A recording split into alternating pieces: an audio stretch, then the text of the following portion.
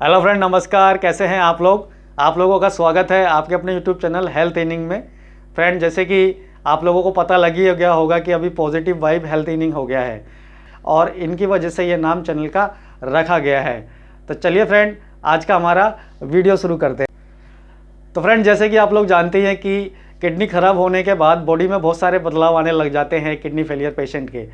अगर उसके डायलिसिस हो रहे हैं तो भी बदलाव आते हैं, अगर डायलिसिस नहीं हो रहे हैं तो भी बदलाव आते हैं। कारण क्या होता है इसका? फ्रेंड, कारण इसका ये होता है कि आपकी बॉडी में जो भी फिल्ट्रेशन का कार्य है आपका ब्लड का, वो अभी नहीं हो रहा है, और हो भी रहा है तो बहुत स्लो गति से हो रहा है, जिसकी वजह से जो आपकी बॉडी में वेस्ट प्रोडक्ट्स हैं, जो भी क्रेटनाइन, यूरिया, सोडियम का लेवल आपके शरीर में मेंटेन नहीं हो पा रहा है, जिसकी वजह से बहुत सारी प्रॉब्लम्स आपकी बॉडी में होने लग गई हैं। तो फ्रेंड, जब किडनी फेल हो जाती है, जब आप डॉक्टर के पास जाते हैं तो डॉक्टर आपको सिर्फ दो ही उपाय बताते हैं, या तो आप डायलिसिस करवा लीजिए या आप ट्रांसप्लांट करा लीजिए। ट्रांसप्लांट के लिए डोनर होना चाहिए, मगर डायलिसिस करवाने के लिए डोनर की किसी की ज़रूरत नहीं होती है। डायलिसिस के लिए आपको डॉक्टर लिख देता है, फिर आप डायलिसिस अपना शुरू करवा सकते हैं। लेकिन फ्रेंड, डायलिसिस कराने पर सबसे बड़ी प्रॉब्लम क्या होती है कि जब आप डायलिसिस नहीं करा रहे होते हैं तब आप अपनी प्यास पे कंट्रोल रख पाते हैं। कैसे? अपना सोडियम का लेवल कम करके और कम पानी पी करके और कम मेहनत करके। जब आप फिजिकल वर्क नहीं करेंगे तो ज़्यादा आपको प्यास नहीं लगेगी, लेकिन जब आप डायलिसिस कराने लग जाते हैं तब आपको प्यास बहुत लगने लगती है। उसका कारण क्या होता है, तो आज हम इसी के बारे में जानेंगे।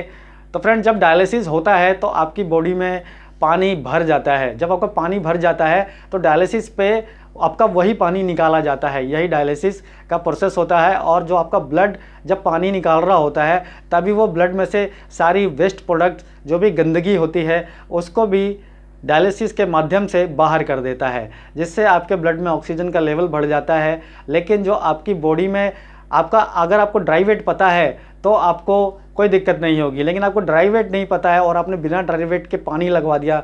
मान लो कि आपका वेट 50 kg था, आप डायलिसिस कराने गए और उन्होंने 3 लीटर्स आपका जो यूएफ था वो लगा दिया, यानी 10 kg वेट आपका लगा दिया निकालने के लिए। अब 50 kg में आप गए थे, आपका डायलिसिस हो गया और उसके बाद आपका जो 3 किलो वेट था वो डाउन हो गया। अभी ऐसे में आपका 47 वेट आ गया। अब होगा क्या कि आपको जब ड्राई वेट नहीं पता है, अब आपका पानी ज़्यादा निकल जाएगा। जब आपका पानी ज़्यादा निकल जाएगा तो आपको प्यास लगेगी ही लगेगी।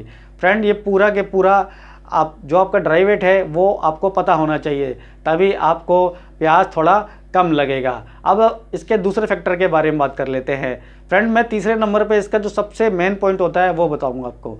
जो इसका दूसरा मेन पॉइंट होता है वो इसका ये है कि जो डायलिसिस पेशेंट होते हैं वो सब कुछ खाने लग जाते हैं, और ऐसी भी चीज़ें खाने लग जाते हैं जिसमें सॉल्ट ज़्यादा होता है। और जब सॉल्ट ज़्यादा होता है तो होता क्या है कि आपका सोडियम लेवल बढ़ जाता है, और जब सोडियम लेवल बढ़ जाता है तो आपको प्यास ज़्यादा लगती है, और जब आपको प्यास ज़्यादा लगेगी तब आप पानी ज़्यादा पिएंगे। और वैसे आपकी किडनी फेल हो गई है, अब आपके बॉडी में जब आप पानी ज़्यादा पियोगे तो पानी भरने लगेगा, और जब पानी भरेगा तो दिक्कत आपको ही होने वाली है। क्यों? आपके पैरों में स्वेलिंग आ जाएगी, आपके चेहरे पर स्वेलिंग आ जाएगी, आपके फेफड़ों में पानी भरने की संभावना हो जाएगी, आपके लीवर भी जो आपका है वो कमज़ोर हो जाएगा ज़्यादा पानी भरने से। फिर आपको अस्पताल में एडमिट होना पड़ेगा, फिर आपको पानी अपने लीवर से निकलवाना पड़ेगा। तो फ्रेंड, ऐसी मुसीबत ना आए, इससे ये बेहतर है कि आप पानी कम पिएं। तो आप अपना सोडियम का लेवल मेंटेन करके रखें, अपना सोडियम का लेवल कम ही रखें। आपका नॉर्मल रेंज से भी आप सोडियम का लेवल कम रखें, वो आपके लिए बेहतर है। इससे ये होगा कि आपको प्यास कम लगेगी। अब प्यास कम लगेगी तो आप पानी कम पिएंगे, आपका यूएफ कम बढ़ेगा, मतलब आपका वेट कम बढ़ेगा, और जब वेट कम बढ़ेगा तो आपका पानी कम निकलेगा बॉडी में से, जिससे आपको प्यास भी कम लगेगी, आपकी बॉडी में एनर्जी भी रहेगी और आप सारे काम अच्छे से कर पाएंगे। अब बात कर लेते हैं इसके तीसरे पॉइंट की, जो इसका सबसे मेन पॉइंट है, जिसको अगर आप कंट्रोल कर लेते हैं तो आपकी प्यास बहुत कम हो जाएगी। तो फ्रेंड, जब आप डायलिसिस कराने जाते हैं तो आप जिस मशीन पर लेटने वाले होते हैं, जिस बेड पर लेटने वाले होते हैं, उसके बगल में मशीन होती है जहां आपका डायलाइज़र लगने वाला है, और नीचे 2 गैलन लगी होती हैं जिसको डायलिसिस फ्लूइड बोला जाता है। इन्हीं गैलनों के अंदर जो आपकी बॉडी में जैसे ब्लड के अंदर मिनरल्स या जो भी विटामिन पाए जाते हैं वो इसमें होते हैं, तो वो कनेक्ट कर दिए जाते हैं मशीन से। जब ये कनेक्ट हो जाते हैं तभी कंडक्टिविटी आ जाती है मशीन में। तो एक पीली रंग की लाइन जो होती है कंडक्टिविटी की, वो ऊपर नीचे हो रही होती है या बहुत ज़्यादा ऊपर चली जाती है। तो फ्रेंड आपको वहीं पर ध्यान देना है। अगर आपकी कंडक्टिविटी बहुत ज़्यादा हाई है तो आपको प्यास लगनी ही लगनी है। आप चाहे कुछ भी कर लेंगे लेकिन आपकी प्यास कंट्रोल नहीं होगी, आपको प्यास लगेगी ही लगेगी और उससे बहुत दिक्कत होने लग जाएगी आपको।